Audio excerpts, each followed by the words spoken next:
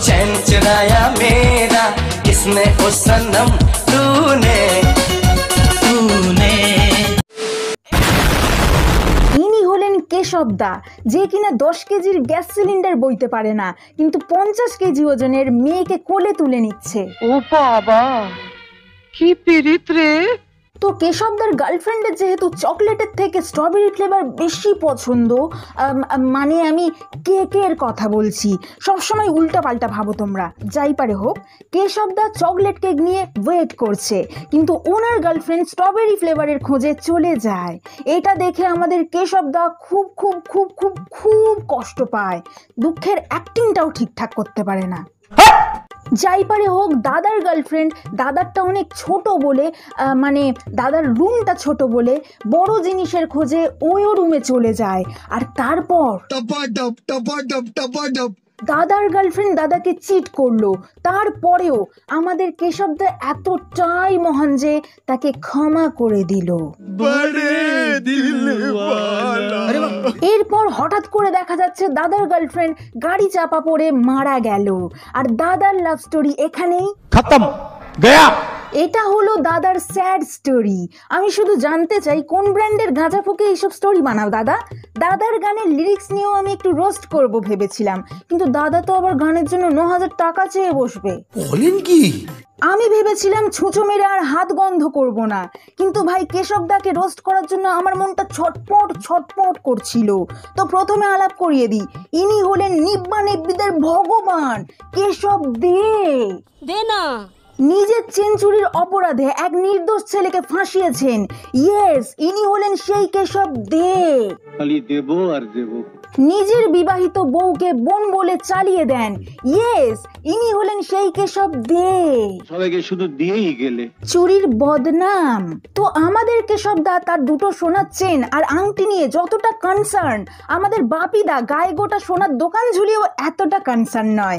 ইনি ফ্যান্সদের সাথে হ্যান্ডশেক করার আগে হাতের আংটি খুলে রাখেন, যাতে ফ্যান্সরা আংটি চুরি না করতে পারে।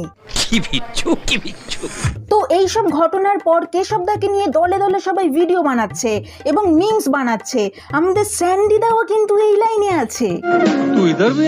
তোমরা হয়তো জানবে, এমন অনেক মানুষ আছে যাদের কাছে খাওয়া দাওয়ার নিমন্ত্রণ আসলে মাসের পর মাস না খেয়ে বসে থাকে, যাতে নিমন্ত্রণ বাড়িতে গিয়ে গান্ডে পিন্ডে গিলতে পারে। ঠিক এই নিমন্ত্রণ বাড়ির মতো হলো স্যান্ডি দাদার কন্টেন্ট। সারা বছর ইনি গুহার ভেতর ঢুকে থাকেন এবং অপেক্ষা করেন কখন কে ট্রেন্ডে আসবে এবং তার গলায় ঝুলে নিজে একটু ফেম কামাবেন। বস্তির ছেলে পচা ট্রেন্ডে আসতেই তাকে বিয়ে করে নেন, আবার পচাদা ফেঁসে যেতে তাকে ডিভোর্সও দিয়ে দেন।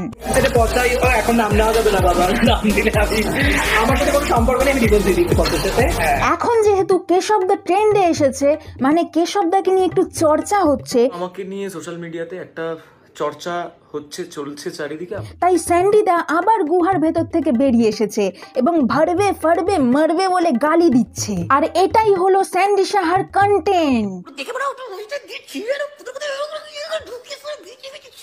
बहुत हो गया, बहुत पका लिया, चल निकल। যাই পারে হোক, আমাদের কেশবদা লাইভে এসে এরকম দুঃখ দুঃখ মুখ করে সবার কাছে ক্ষমা চেয়েছে। নাকামো হচ্ছে, নাকামো। এটাকেই হয়তো বলে জুতো মেরে গরু দান। একটা ছেলেকে মিথ্যে চুরির অপরাধে জেল খাটাচ্ছ আর লাইভে এসে নাটক করছো। নাটক হচ্ছে, নাটক। এরপর দাদা নিজের বোন কাম বউকে নিয়ে লাইভে আসেন। নমস্কার, আমি কেশব। মানুষ তো জানতেন অঙ্কিতা আমার কে হয়। হ্যাঁ দাদা, আমরা তো জানতাম ওটা তোমার বোন হয়, রাখি পরাই তোমাকে। সব থেকে বড় কথা, আমাদের আজ বিয়ে হয়েছে প্রায় 3 বছর হতে গেল।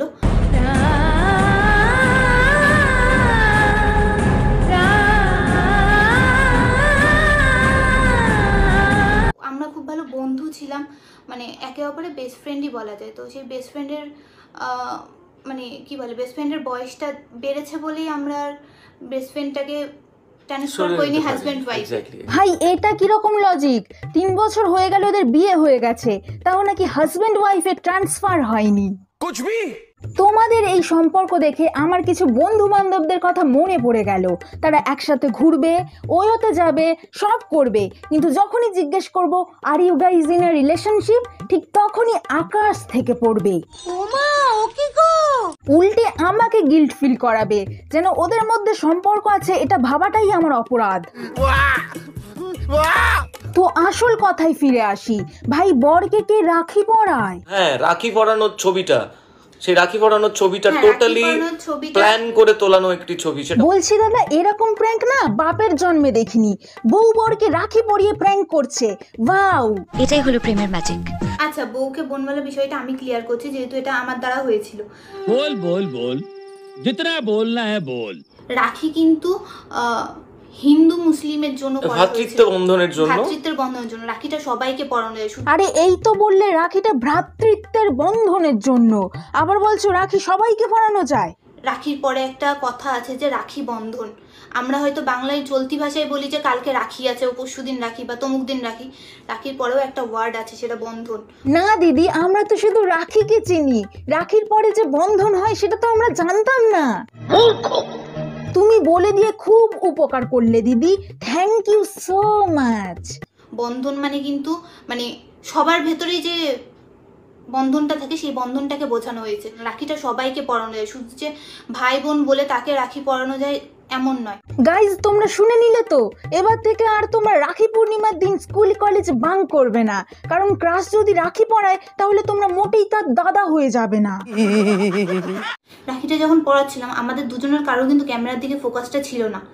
ও অন্য মামনির সাথে কথা বলছিল আর আমি ওর হাতে রাখিটা মানে পরাচ্ছিলাম। টোটালি বিষয়টা মজার চলে। আরে দিদি একবার বলছে বরকে রাখি পরানো যায়, আর তুমি একবার বলছো ওটা প্র্যাঙ্ক ছিল, মজার ছলে ছিল। আসলে কি বলতে চাইছো? अरे कहना क्या चाहते हो? দাদা তুমি তো অনেক হাগলে, এবার আমি একটা কথা বলি। শাক দিয়ে কি ওহে শাক দিয়ে কি মাছ ঢাকা যায়, মাছ যে নড়ে চড়ে। শাক দিয়ে কি মাছ ঢাকা যায়, মাছ যে নড়ে চড়ে।